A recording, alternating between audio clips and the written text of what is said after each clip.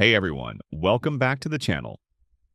If you're into Flutter development, you're probably using container, row, column, and text every day.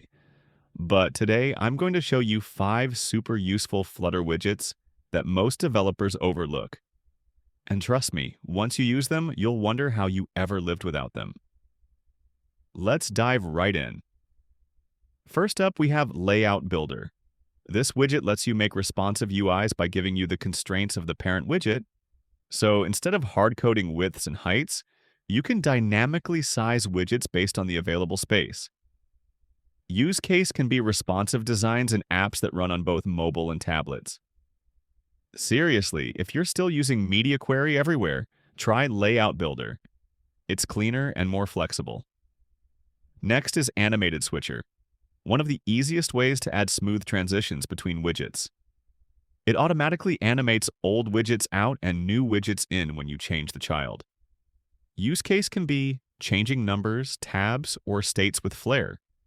You just wrap your widget, give it a key, and let Flutter handle the animations.